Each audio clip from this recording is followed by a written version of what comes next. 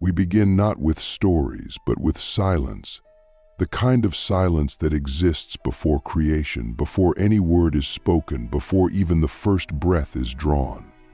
That silence, it's the home of God. And from within that stillness, 7 souls were chosen, not because they were the loudest, the strongest, or the most visible, but because they carried something the world has forgotten how to see. And here's the wild part. You might be one of them. You see, we live in a time where God feels like a myth, like a bedtime story we outgrew. But what if I told you there are certain people, rare, misunderstood, and often unnoticed, who are never abandoned by God, not in their darkest moment, not in their silence, not in their failures. These 7 types of people walk among us, and they carry within them a flame that refuses to go out. They might not even know they've been chosen, but their life tells the story.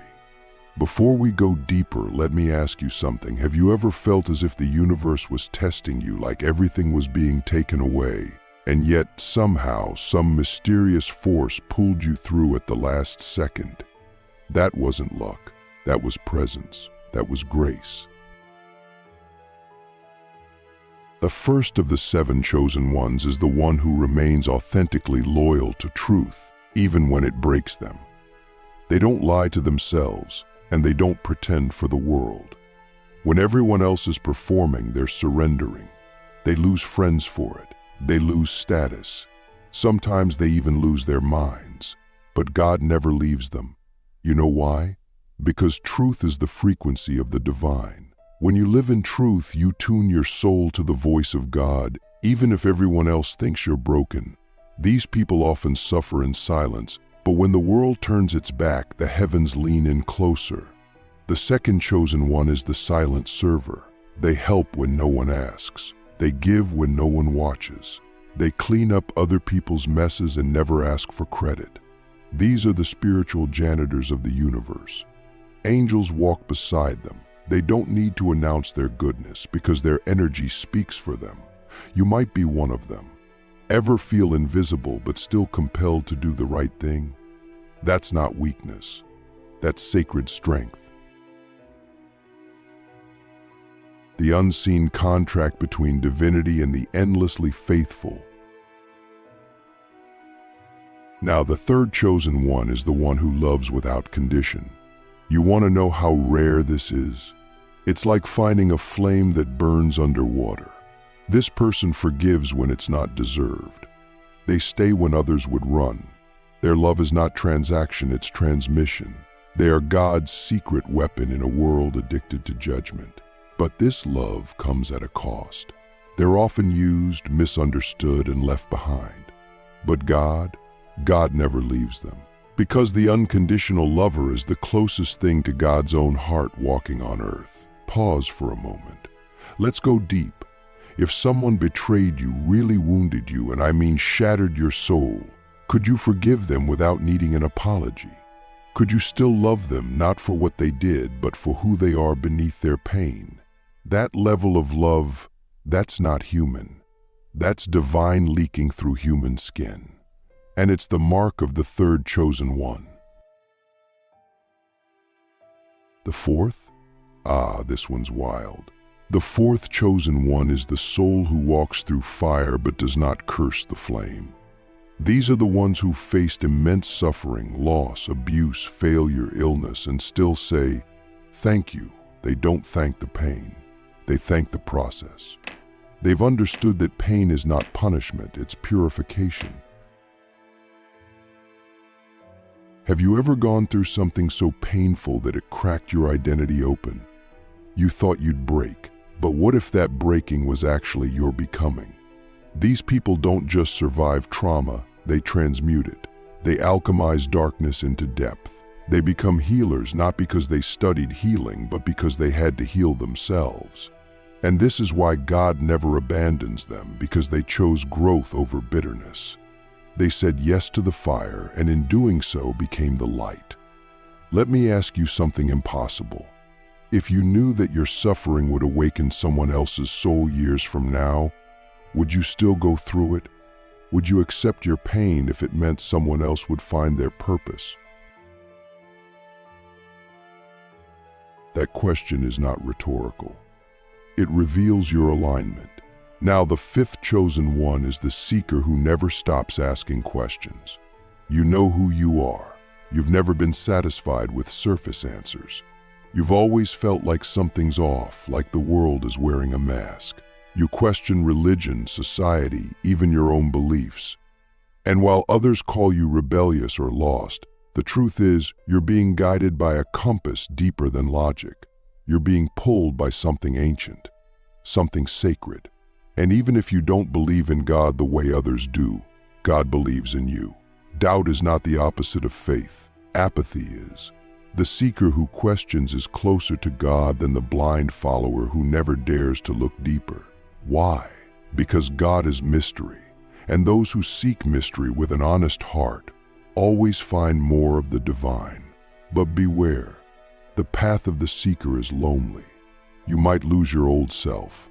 You might walk away from everything you thought was true. But in that emptiness, if you stay long enough, something greater is born. That something is your soul's direct connection to the source. The sixth chosen one is the creator who channels the unseen. Artists, musicians, poets, visionaries, those who bring into form what has no form. They don't just make things, they reveal things. They bring pieces of heaven down to earth, and many of them don't even know they're doing it.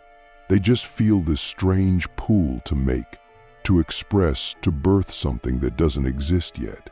Have you ever created something and felt like it wasn't you doing it? Like something was working through you? That's not imagination. That's inspiration. And inspiration is the breath of the divine. These creators are never abandoned by God because they become vessels for God's voice.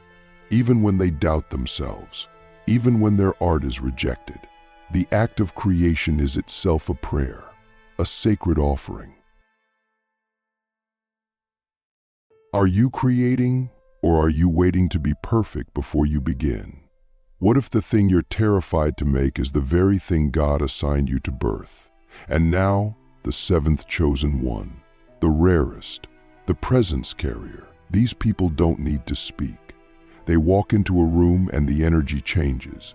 They hold a frequency that calms chaos. They might be monks or they might be cashiers.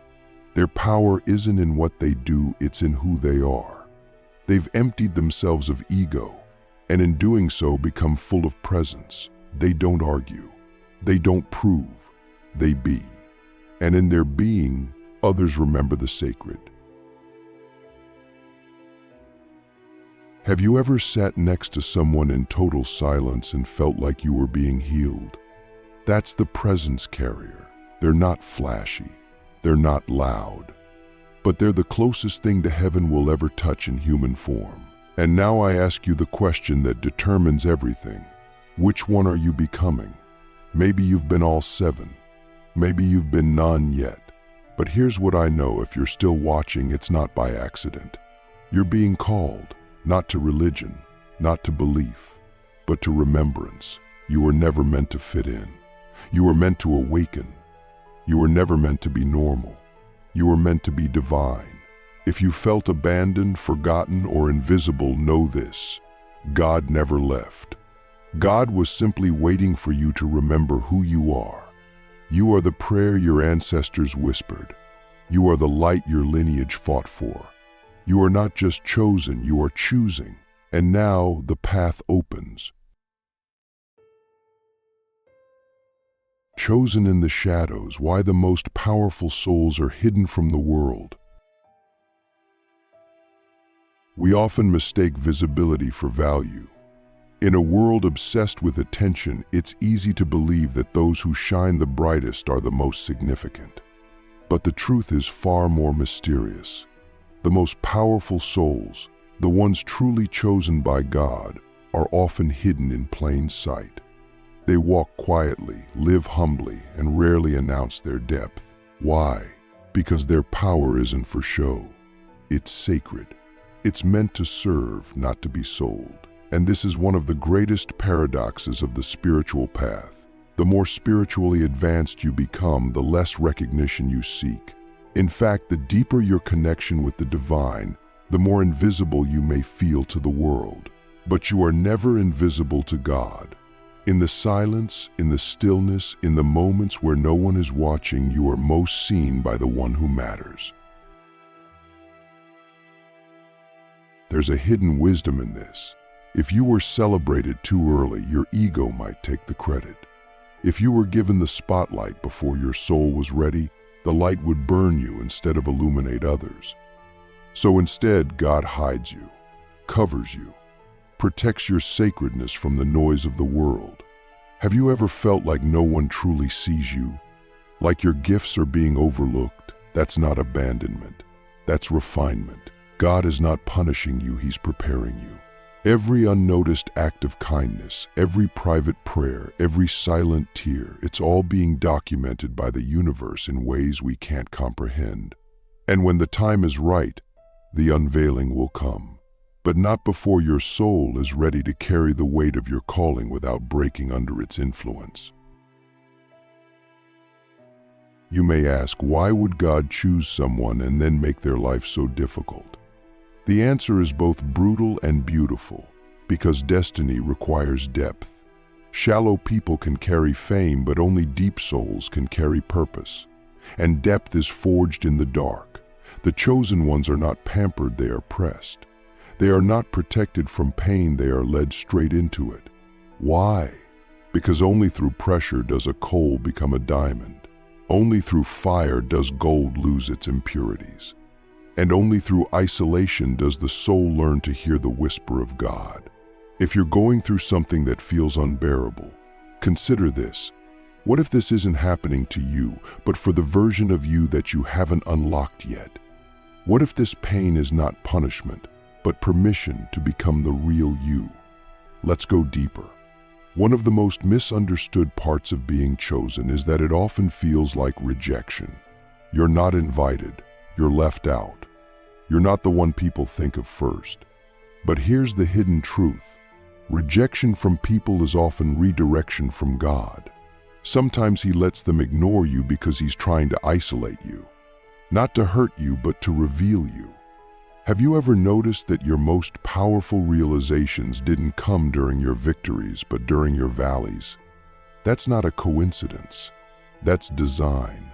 The chosen ones are not trained in comfort. They are trained in chaos, because they are being prepared to carry light into darkness, stability into storms, and healing into places no one else dares to enter. And that kind of purpose cannot be bought. It is earned through surrender. But surrender doesn't mean giving up. It means giving in to the higher plan that's unfolding through you. To trust the timing of your life so deeply that you no longer rush, compare, or compete. Imagine that. A life where you don't beg for opportunities, but prepare in silence, knowing that what is yours will find you. What if I told you the most important thing you'll ever do in this life is not become someone, but remember who you already are? That's what the chosen are called to do. They don't just build careers, they build consciousness. They don't just collect followers, they awaken souls. And they do it not by preaching, but by embodying. People don't follow chosen ones because of their words, but because of their presence. Their energy says what their mouths never have to. Now let me ask you something that might shake you. If you never got the recognition, the applause, or the validation, would you still walk your path? Would you still choose the truth, the love, the service, the sacrifice if no one ever knew? Because that's the test. God doesn't choose based on talent. He chooses based on spirit. And the spirit of the chosen one doesn't need to be seen to shine. They shine because they are lit from within. An inner fire that no amount of darkness can extinguish. That's the kind of person God never abandons, not because they are perfect, but because even in their imperfection they keep showing up, they keep listening, they keep trying, they keep believing in something greater than themselves. They walk alone, but they are never truly alone. They are accompanied by the invisible. how the chosen ones turn pain into power and loneliness into legacy. There comes a point in every chosen one's journey when everything collapses. Not just the life they built, but the identity they believed in. Friends disappear, dreams dissolve. Even faith, once a blazing fire, flickers like a dying candle. And in that moment, the chosen one stands alone on the threshold of something terrifying and sacred. The void. This void is not emptiness, it's divine incubation. It's the space where the ego dies so the soul can rise. And here's the great secret. God doesn't abandon you in the void. He hides within it. He becomes the silence. He becomes the question. And if you can stay long enough without running, without numbing, without pretending, you'll hear something. Not a voice outside you, but a knowing within you.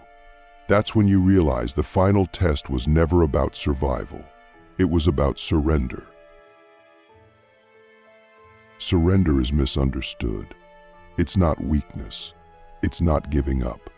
It's the highest form of spiritual intelligence. It means aligning your will with something infinitely wiser. It means trusting that the pain wasn't random, that the delay wasn't denial, and that the loneliness wasn't punishment, it was preparation. When the chosen one stops fighting the process, something shifts. The suffering doesn't disappear, but its weight changes. It becomes purposeful. You begin to see that every betrayal cracked open your heart so it could hold more love. Every delay refined your patience so it could hold more peace.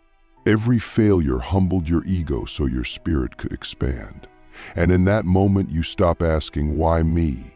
and start whispering, "Thank you." That's when the transformation begins, not outwardly, but inwardly. That's when the chosen one becomes unshakable. But even unshakable souls weep. They feel the ache of this world more than others.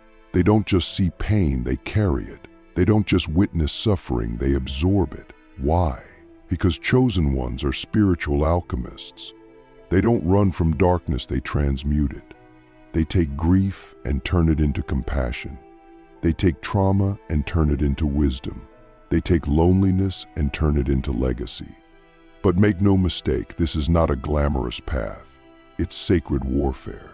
It's a daily dying of the ego so the soul can breathe. And most people will never see the battles you fight in silence. But the heavens do. And your reward is not applause, it's alignment.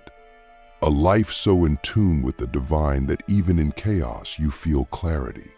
Even in loss you feel guided. Even in silence you feel spoken to. Now let me tell you something the world won't. Being chosen doesn't mean you're better than anyone else. It means you've been entrusted. Entrusted with burdens, with insights, with a frequency not everyone can carry. And that's why your life will look different. You'll be misunderstood, mislabeled, and often accused of being too sensitive or too intense. But that sensitivity, that's your superpower. It's what allows you to hear what others ignore, to feel what others numb, to see what others deny. You're not broken. You're designed differently. And the more you embrace that, the more power you unlock. Not power over others, but power over fear. Power over illusion. Power over the false self that the world tried to force on you. So how do chosen ones turn their pain into power? They stop hiding it. They stop apologizing for it. They integrate it. They tell the truth about it. And in doing so, they give others permission to do the same. Your story isn't shameful, it's sacred. Your scars aren't signs of weakness. They are seals of initiation. Every wound you carry is a portal to someone else's healing, but you must be brave enough to speak from it, not as a victim, but as a vessel. The world doesn't need more polished performances. It needs raw presence. It needs people who are willing to say, "I've been there and I survived." Not because I'm strong, but because I'm supported by something greater. That's how your pain becomes your platform. That's how your loneliness becomes your leadership. And finally, never forget this. The chosen are not chosen for comfort. They are chosen for contribution. You were not chosen to escape the world, but to illuminate it, to walk into places devoid of love and become love, to stand in rooms full of fear and radiate peace, to look at the brokenness of humanity and still choose hope. That is your legacy, not what you build, but what you awaken, not what you achieve, but what you embody. And in the end, when your life is reviewed not by people, but by presence itself, your reward will not be in what you owned, but in who you became. So if you've ever wondered why your path was harder, why your heart felt heavier, or why your soul seemed older, it's because you were never ordinary. You were always chosen. There's a sacred irony in the path of the chosen. The more awakened you become, the more invisible you may feel to the systems of the world. You don't fit into the usual categories. You're too deep for shallow conversations, too honest for manipulation, and too spiritually sensitive to participate in noise. And so the world may label you as strange, distant, or overly intense. But what they don't understand is that you're not withdrawing out of weakness, you're being pulled into alignment. God hides his most powerful instruments in plain sight. Why? Because their power is not meant to be consumed by the masses, but revealed in divine timing. You are being prepared, not paraded. And that's the difference between the chosen and the celebrated. The celebrated are built for moments, the chosen are built for missions. Many of us secretly hope that being chosen means an easier path, that maybe somehow God's favor would shield us from heartbreak, confusion, or loss. But the truth is, favor doesn't always look like comfort. It often looks like calling. And calling is heavy. It requires you to carry what others can't, to endure what others escape, to keep going when there's no applause, no clarity, and no guarantee. So when things fall apart, don't assume you're off track. Sometimes destruction is the highest form of divine love. It clears away what cannot come with you into your next becoming. God is not punishing you when he removes what you once thought was permanent. He's making space. Space for the deeper, truer, more radiant version of you to rise. And if you can hold your faith in the fire, you'll discover that the ashes were never the end. They were the beginning. Every chosen one must walk through a season of sacred loneliness. Not just physical solitude, but spiritual separation. You'll feel like no one understands you, like your thoughts are too heavy to share, like your very essence doesn't belong anywhere. That loneliness isn't random, it's divine recalibration. It's how your soul detoxes from the distractions of the world and reattunes itself to the voice of God. In that silence, you begin to hear what was always there, the eternal whisper that says, "You are mine." That voice doesn't scream. It doesn't beg for your attention like the world does. It waits. It watches. It whispers. And only the chosen are tuned deeply enough to hear it. That whisper becomes your compass. That stillness becomes your sanctuary. And when you emerge, you are not the same. You are anchored in something eternal. What does it mean to live as one who is never abandoned by God? It means you learn to rest in a deeper assurance, not that everything will go your way, but that everything will go the right way. It means you stop panicking when doors close because you know the door meant for you cannot be missed. It means you stop chasing validation because you realize you were already chosen long before anyone noticed. You walk differently. You speak differently. You love differently because your source is no longer external. It's internal, divine, untouchable. This doesn't make you better than others, it makes you responsible. Because once you know the truth, you're accountable to it.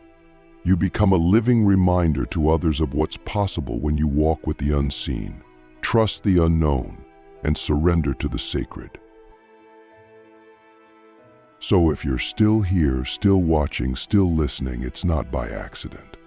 This message found you not to inspire you, but to awaken you, to remind you that your soul was never ordinary, that your pain was never pointless, that your journey, no matter how chaotic, has always been orchestrated for something higher. You are not just chosen, you are trusted. And the more you walk in that trust, the more heaven will conspire to support you.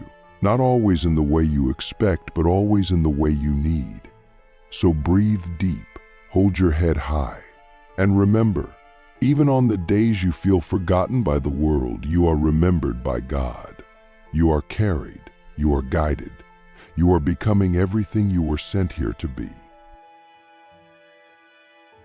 There's a moment in every soul's journey where the universe goes quiet, not because it's absent, but because it's listening, watching, weighing. And in that stillness, something sacred happens.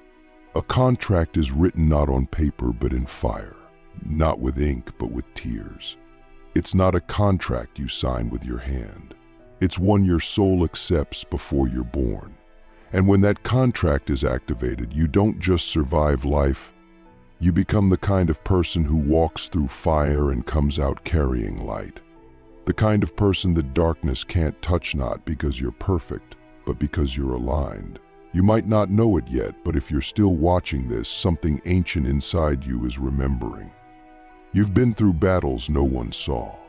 You've been knocked down by life, but somehow, you didn't just stand back up, you stood back up wiser, stronger, softer. And that softness, that's not weakness, that's sacred resilience. That's the first sign that you're trusted by God. You've been chosen not just to endure, but to embody something divine. And the more you own that, the more untouchable you become, not to people, but to principalities. Not to life, but to the lies that try to define it. Let me ask you something. Have you ever walked into a room and felt the energy shift before anyone said a word? Have you ever sensed someone's pain behind their smile, or felt the weight of something invisible pressing against your chest at 3:33 a.m.? That's not paranoia, that's perception, and it's the second sign. You're sensitive to energy because you were built to navigate beyond the five senses. You're not just intuitive, you're spiritually encoded, and that makes you a threat to darkness, because you don't need to see demons to defeat them. You just need to remember who you are. And here's the third sign: you've always been different. Not in a way that made you superior, but in a way that made you silent. Because you noticed what others ignored. You questioned what others accepted. You didn't fit into the systems, the schools, the scripts. And for a long time, you thought something was wrong with you. But what if the very thing that made you feel out of place was the evidence that your soul was never meant to conform? What if your difference is your design? God doesn't call clones, He calls catalysts. And if you've always felt like you were walking a path no one else understood, it's because you are. The fourth sign is one most people never recognize: being targeted. Not by people, but by patterns, cycles of depression, waves of anxiety, repeated betrayals. And yet you keep rising. Not because you're lucky, but because you're protected. The enemy doesn't waste its time on souls that don't matter. The fact that you've been under attack your whole life is not proof that you're cursed, it's confirmation that you're called. You weren't just built to survive spiritual warfare. You were built to shift it. Have you ever considered that your pain wasn't punishment but preparation? That your scars are sacred blueprints of your becoming? And then there's the fifth sign: wisdom that didn't come from books. You've known things you were never taught. You've given advice you didn't even understand until years later. People come to you with questions you didn't expect to answer, and somehow you know what to say. That's not coincidence. That's divine download. You are a vessel, a conduit. And the more you stay humble, the more heaven flows through you. This is what makes you untouchable, not your ego, but your emptiness. You've emptied yourself of illusion, and now grace fills the space. But the sixth sign, that's the real test. You've faced your own shadows. You've looked yourself in the mirror and didn't flinch. You've cried in private, screamed into pillows, journaled through rage, and still whispered, "I want to heal." That courage, that's not common. Most people wear masks. You chose to remove yours. And in doing so, you reclaimed your power. Demons don't fear strength. They fear authenticity. Because when you are no longer ashamed of yourself, they lose their grip. You don't just become healed, you become holy. Not because you're perfect, but because you're whole. Now the seventh sign is the most powerful and the most painful. You've been called to serve. Even when you were bleeding, even when you were exhausted, even when no one saw your sacrifice. You've poured into others without applause. You've loved people who didn't love you back. You've chosen truth when it cost you everything. That's not martyrdom, that's mission. You were built for impact, not approval. And that's why demons can't touch you. Because you don't operate from ego, you operate from essence. You are a living portal for divine will. And when you walk in that knowing, the atmosphere around you shifts. But here's the part no one tells you. After all these signs, after all the confirmations, after all the awakenings, there's still a choice. Will you own what you've been given? Will you rise into the version of you that darkness fears? Or will you keep dimming for comfort? Because the armor doesn't work unless you wear it. The light doesn't win unless you shine it. And God doesn't force you to rise. He invites you every day, through every storm, through every silence. You see, the final truth about being trusted by God is that your life is no longer just your own. You become a frequency, a vibration that heals, disrupts, activates. You stop being a person and start becoming a presence. That's why your friendships change. That's why you can't stay in places that drain you. That's why your soul rebels against mediocrity. Because once you've been marked by the divine, comfort feels like death. You were not built to blend in, you were built to burn. Not with ego, with essence. Have you ever wondered why you've outgrown everything so quickly? Why conversations that used to excite you now feel hollow? Why you can't tolerate dishonesty in any form, not from others and not from yourself? That's not moodiness. That's ascension. Your soul is shedding layers. Your spirit is being upgraded. And every time you choose alignment over approval, you unlock new levels of spiritual protection. That's how demons lose territory. Not through shouting, but through your silent obedience to truth. But here's the dangerous part. The more light you carry, the more darkness will test you. Not to destroy you, but to verify you. Every trial is a question. Do you believe what you say you believe? Every betrayal is a mirror. Do you still carry love when no one returns it? Every delay is a whisper. Can you trust timing more than your timeline? And if you can stay faithful when it's not easy, stay present when it's not popular, stay grounded when it's not glamorous, you become untouchable. Not because life stops hitting you, but because nothing can shake what you've rooted in God. I want you to ask yourself this. What would your life look like if you stopped negotiating with your calling? What would shift if you finally said yes to the version of you that you keep glimpsing in dreams, in quiet moments, in flashes of clarity? That version isn't fantasy. It's who you already are beneath fear, beneath doubt, beneath the wounds. The world doesn't need more influencers. It needs more initiators. People who live what they preach. People who embody what they claim.